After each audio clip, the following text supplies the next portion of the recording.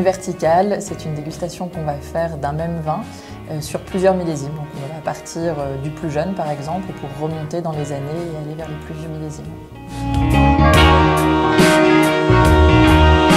C'est un vin déjà qui est La Chapelle-Hermitage, qui vient d'un terroir assez particulier, unique, qui est un des plus beaux terroirs au monde.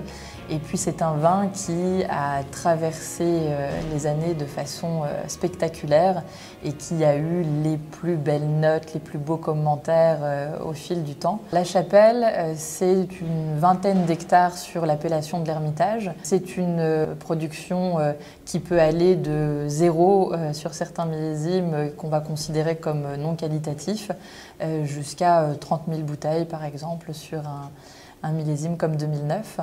Et puis c'est aussi un vin qui a atteint des records lors de certaines ventes aux enchères et notamment en Magnum à New York il y a quelques années.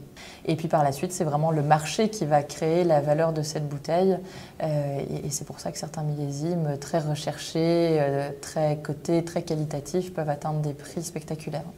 Alors sur les derniers millésimes, un prix public, donc prix consommateur, les bouteilles vont être aux alentours de 500 € chez le caviste.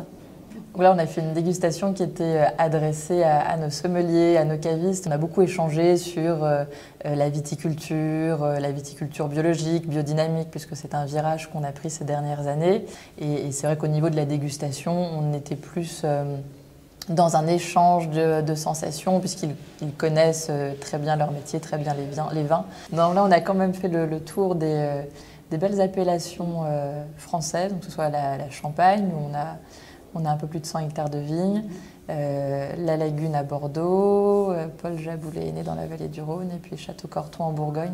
On n'a pas de volonté de partir à l'étranger et on a fait un joli tour de France. Depuis 2006, on fait une barrique, enfin un fût, que j'assemble moitié avec la Chapelle et moitié avec la Lagune. Voilà, donc c'est un vin qu'on ne tire qu'en Magnum, qu'on garde précieusement dans la cave, qu'on ouvre à quelques occasions et qui est plutôt très réussi.